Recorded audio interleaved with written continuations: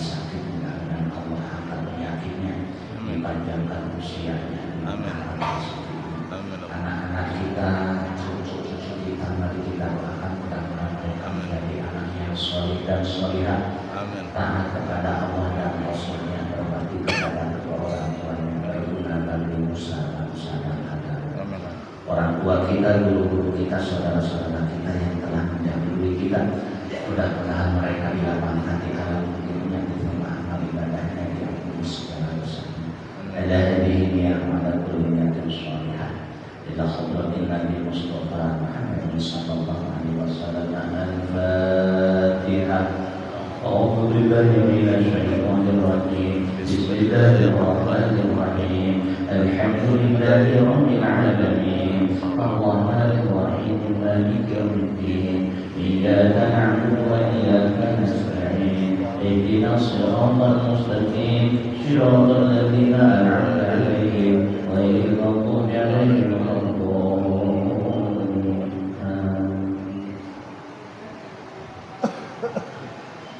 A'udzu billahi minasy syaithanir rajim. Bismillahirrahmanirrahim. Qala al-mu'allif rahimahullah ta'ala wa nafa'ana wa bi ulumihi fid dharain ya rabbal alamin. Wa yakfi uslu kafirin wa yasulu aqallu bi ta'mini badanihi bil ma'i marratan hatta ma tahta ulfatil aqlafi ala asma sedian kana aqlaf au baliban.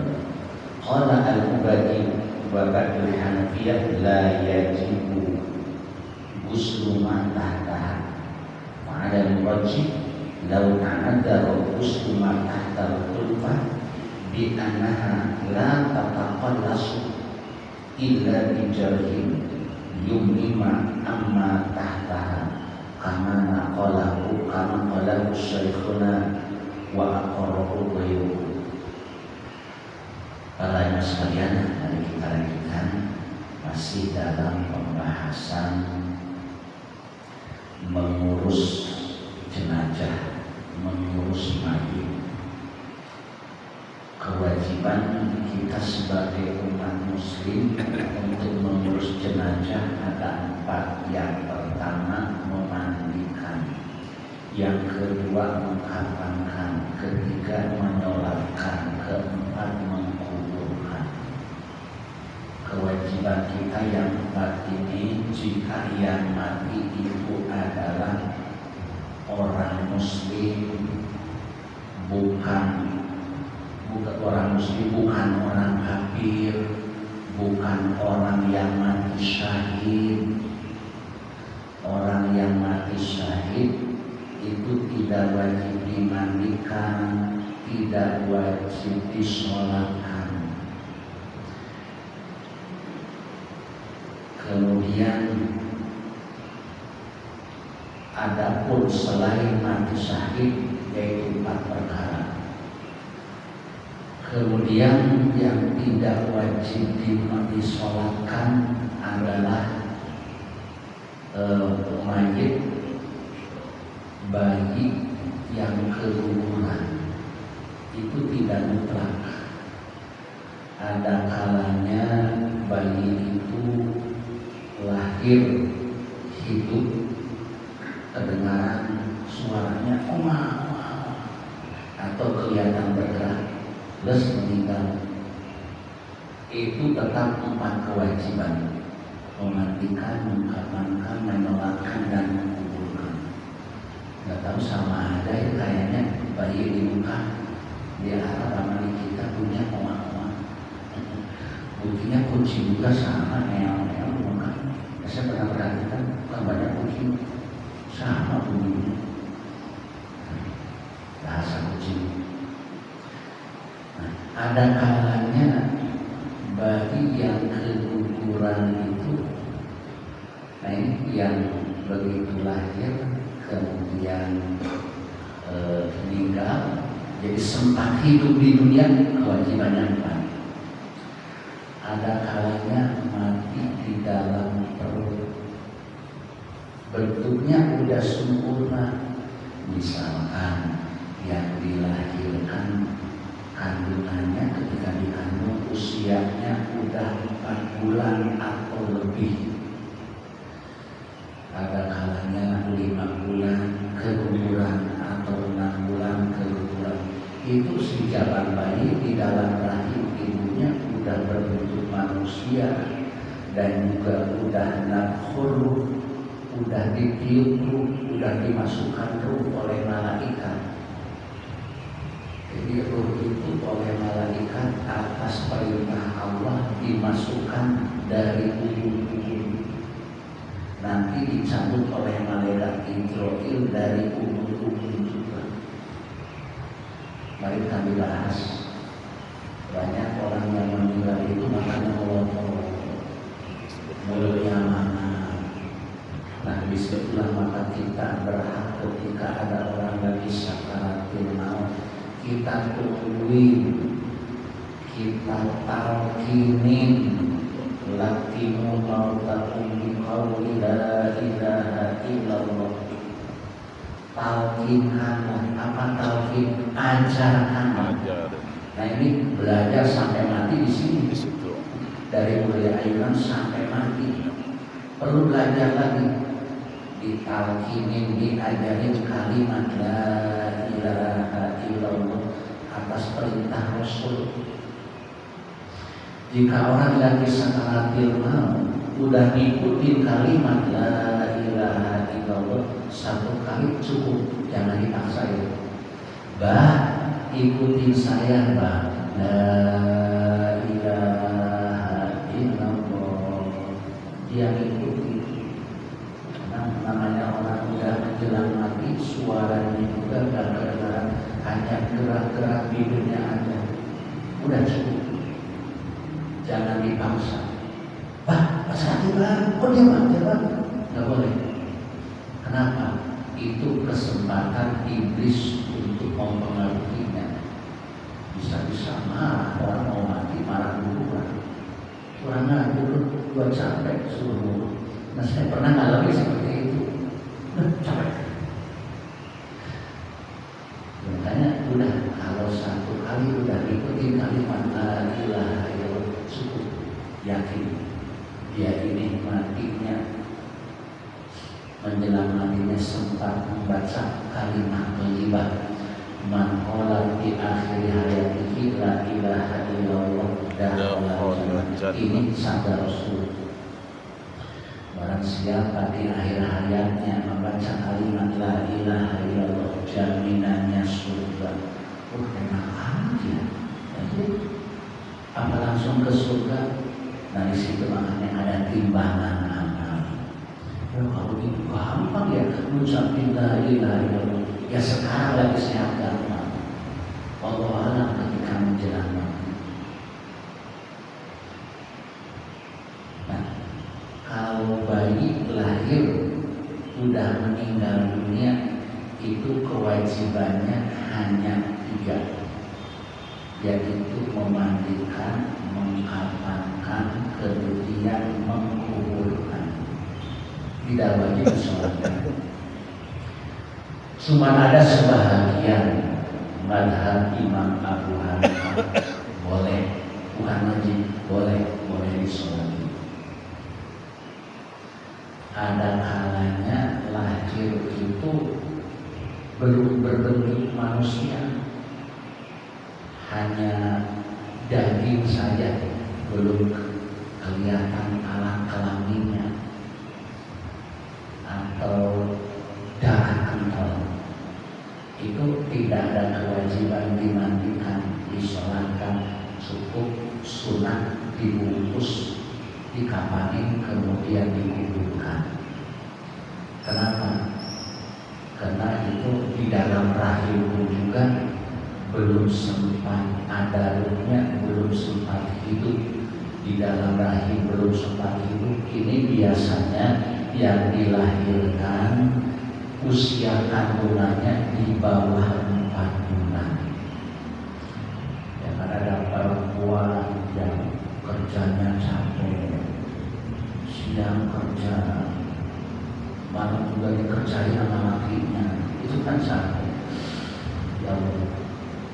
lakinya kan kalau menurut seenaknya aja, itu kan di bawah 4 bulan kandungan. Kondisi perempuan itu dalam keadaan belum stabil, lemesnya macam-macam kejadian. Coba tanya lagi. Jadi kesimpulannya, bagi bayi yang dilahirkan sempat hidup itu kewajibannya 4: dimandikan, dikafankan, disolatkan. Tapi lahir udah meninggal dunia, usia kandungannya 4 bulan atau lebih, begitu lahir sudah meninggal dunia, kewajibannya hanya 3, yaitu memandikan, mengkafankan, mengkuburkan. Yang ketiganya, usia kandungan belum sampai 4 bulan, keguguran. Ini tidak wajib dimandikan karena belum berbentuk manusia, belum jelas alat kelaminnya. Tidak wajib disolatkan, hanya dikafanin kemudian dikuburkan. Karena tidak pernah mengalami hidup di alam rahim, apalagi hidup di alam dunia. Adapun orang yang mati syahid itu ada yang disawabkan syahidan di dunia wal akhirah, wa huwa man qatala lillahi kalimatillah, aw kana syahidan di dunia faqat, wa huwa man qatala lil ghanimah masalan, wa amma syahidul akhirah faqat bahwa qawli syahidin fayusalu wa yumanu wa yusalla alaihi wa yudhabu wa aksamuhu kathira. Yang disebut orang mati syahid itu ada 3: ada syahid dunia akhirat, ada syahid dunia saja, ada syahid akhirat saja. Apa sih yang disebut mati syahid? Itu banyak ulama yang menafsirkan. Karena ketika dicabut ruhnya disaksikan oleh para malaikat, ada yang menafsirkan disebut mati syahid karena disaksikan mereka dimasuki ke dalam surga. Nah, yang tidak wajib dimandikan, tidak wajib disolatkan, ini syahidnya syahid dunia dan akhirat, dan juga syahid dunia saja. Mana gambarannya syahid dunia akhirat? Yaitu adalah orang yang mati di medan perang ketika menegakkan agama Allah. Seperti para sahabat yang dimakamkan di bawah Jabal Uhud, dikenal dengan syuhada Uhud. Mereka matinya mati syahid. Ada yang syahid dunia akhirat, ada syahid dunia saja. Syahid dunia akhirat mereka yang benar-benar perannya itu dalam rangka membela agama Allah. Dan ada juga syuhada Uhud, mereka mati syahidnya syahid dunia saja, yaitu mereka sahabat yang ikut perang hanya untuk mendapatkan ghanimah, hanya untuk mendapatkan harta rampasan perang. Adapun yang mengetahui syahid dunia saja dan syahid dunia akhirat adalah Allah. Yaitu ciri-cirinya ketika perang Uhud, pasukan panah di atas kan ada 50 orang yang dipimpin oleh sahabat Abdullah bin Jabal. Padahal Rasul sudah menempatkan pasukan-pasukan itu di tempat yang tertentu. Rasul ngasih tahu kepada pasukan panah 50 orang di atas, kemudian yang di bawah kanan, kiri, depan, belakang. Jadi emang Rasul ahli siasat perang juga. mereka itu mengincar orang-orang kafir Quraisy yang lewat akan ke negeri Syam. Mereka ada di belakang Jabal Uhud. Jadi mereka ngumpet, musuh ketahuan. Udah itu ketika perang Uhud sempat juga orang-orang kafir Quraisy kena dipanah oleh pasukan muslimin. Ketika perang Uhud juga ada 11 orang yang mati pasukan kafir. Ketika perang Uhud pasukan muslimin jumlahnya 1000 orang, pasukan kafir Quraisy 3000 orang. Dan setiap perang itu pasukan orang-orang kafir lebih banyak daripada pasukan muslimin. Ketika perang Badar, pasukan muslimin hanya 313, pasukan kafir Quraisy 1000 orang. Perang terakhir dipimpin oleh Rasulullah SAW, perang Tabuk, pasukan muslimin 30.000 pasukan, sedangkan pasukan Romawi golongan orang-orang munafik jumlahnya 40.000. Oh, kalau begitu banyakan kafir. Emang iya banyakan kafir. Di Indonesia adalah kebanyakan muslim ngakunya. Kayaknya tidak semuanya menjalankan syariat Islam. Ada orang ngakunya muslim, ya sholatnya hanya seminggu sekali, Jumatan doang ada. Ada selebaran sekali ada. Ramadan kagak puasa juga, sibuk pulang kampung beli baju koko. Ya saya tahunya sering mampir ke rumah saya yang jualan pakaian muslim, itu kalau mau lebaran ramai baju koko. Padahal tahu puasa tahu bayar. Masih THR juga di kampung. Saya candain buat apa Pak? Buat THR. THR nggak usah lebaran, sekarang juga boleh. Pak belum lebaran, THR tunjangan hari Rabu apa? Nah itu pasukan yang di atas, pasukan panah ketika perang orang-orang kafir Quraisy pun juga ahli siasat.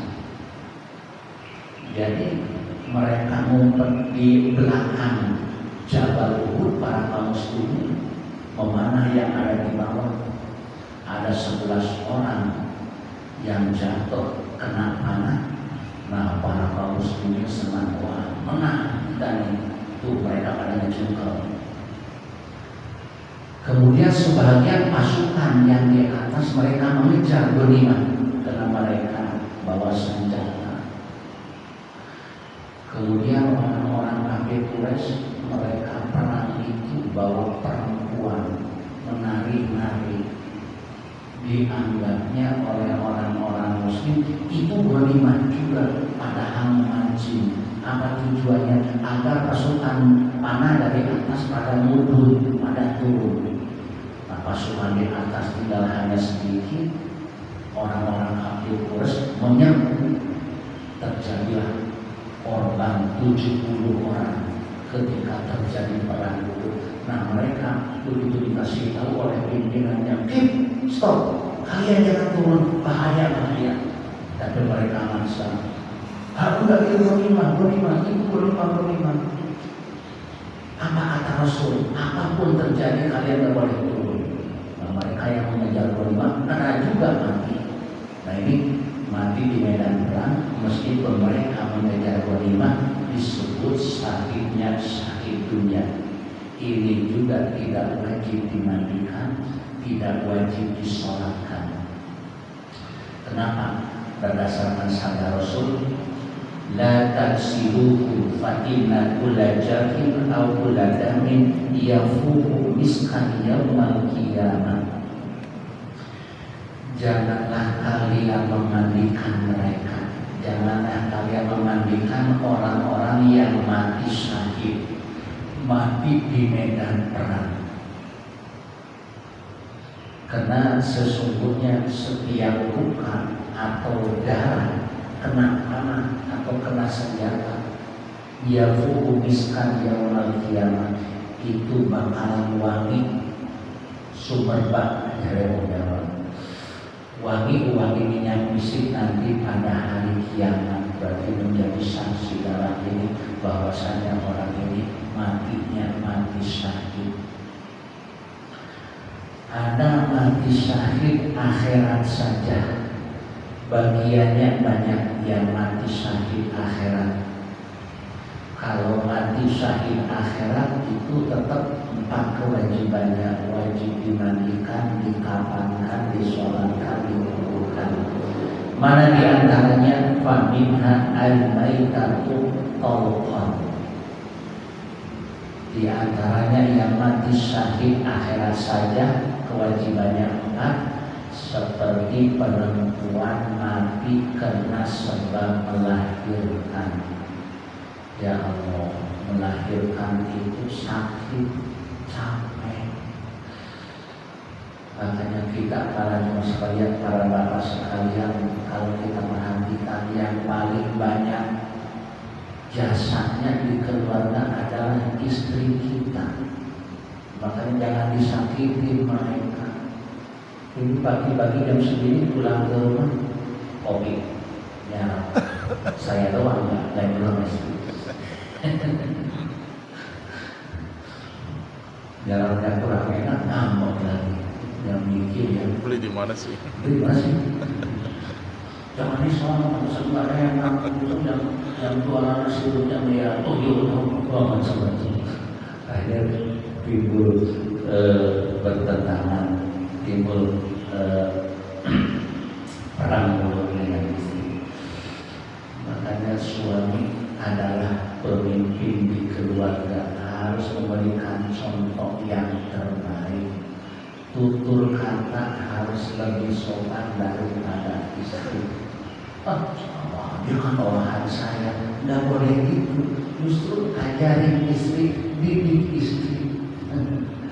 Ku anfusakum wa ahlikum nar. Senawi al-Bantani menafsirkan alimu anfusakum wa nisa'akum wa auladakumul khaira wa addibuhum bi an ta'murukumul khair wa tanhauhumus syarr taqawmu bidzalika.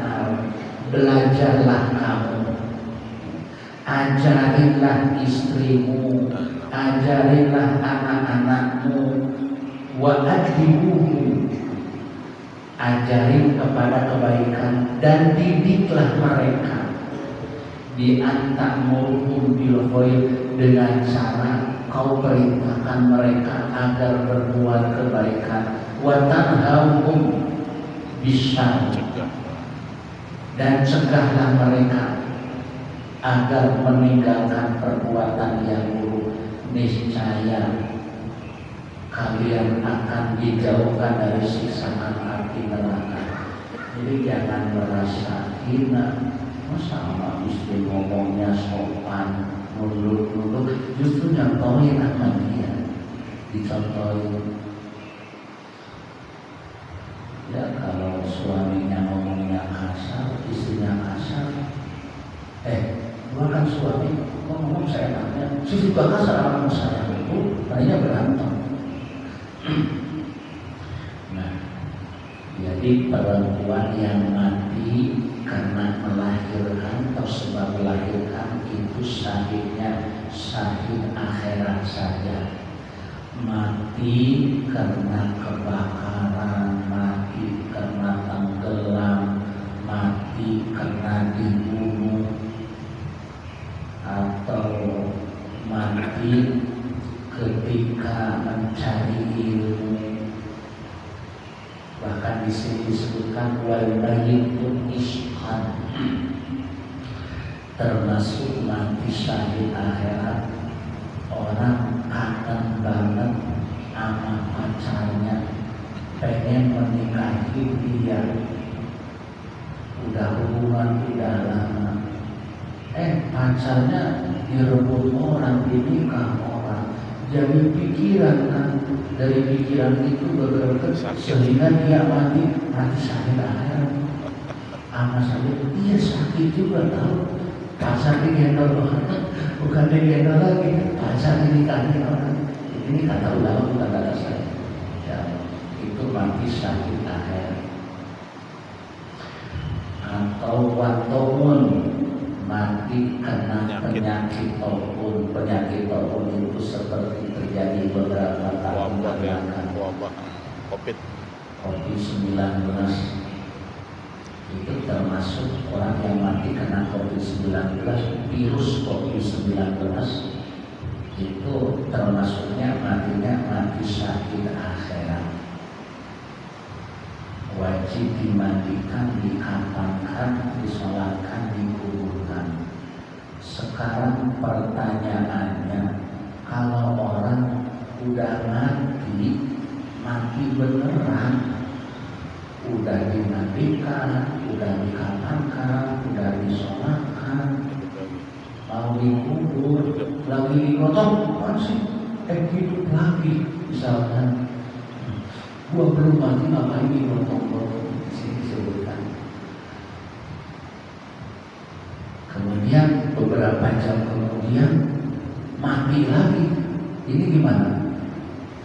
Menurut di sini, lawata insanun mautan hakikian wajuhija sumaudia hayatan hakikatiyatan sumamata parwajulan la syakka bihi annahu yajibu lahu tazhizun akhir. Jika orang mati sebenarnya, kemudian hidup lagi, hidup sebenarnya, minta ngopi, kalian ngapain sih balik botol-botol? Nah kopi, umpama udah kopi, minta rokok, hayang duduk, udah gitu, udah bersama terletak, mati lagi. Ini wajib lagi dimandikan, wajib lagi dikafani, wajib disolatkan di kuburan. Ini kan pernah terjadi pada zaman Nabi Isa alaihissalam.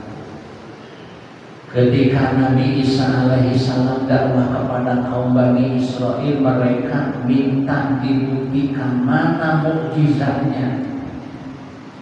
Nabi Isa membuktikan, kata Nabi Isa, saya bisa menghidupkan orang yang sudah mati dengan izin Allah. Dibuktikan ada 4 orang yang dihidupkan oleh Nabi Isa alaihissalam. Ada yang baru 3 jam supaya dihidupkan, memohon dengan membaca Ismul A'zam Nabi Isa, ya Hayyu ya Qayyum qum bilah, dengan zat Allah yang maha hidup, wahai zat Allah yang mengatur segala urusan, bangun dengan izin Allah, bangun. Ada yang udah 3 hari 3 malam, udah bau.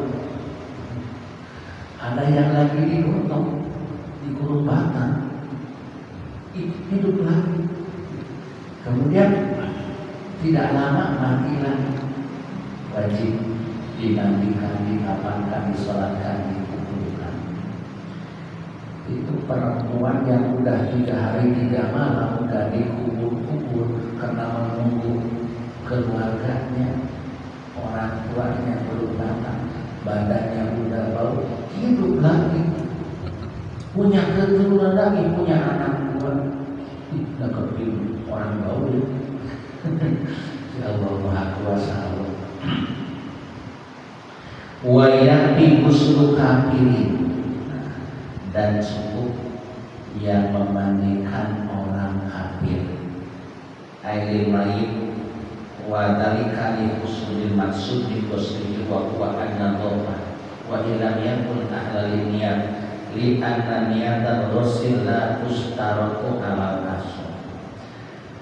Andaikan ada orang mati, orang muslim yang memandikan orang kafir, cukup berapa? Mungkin saja bapaknya mati masih kafir, anaknya muslim, udah yang mandiin saya, anaknya yang muslim, bapaknya kafir, bapaknya anaknya kafir, bapaknya muslim. Kembali, bapaknya muslim mati, anaknya kafir. Ini urusan saya mau bakti sama orang tua, yang mandiin saya saja. Ini padahal anaknya belum masuk Islam, cukup. Kenapa? Karena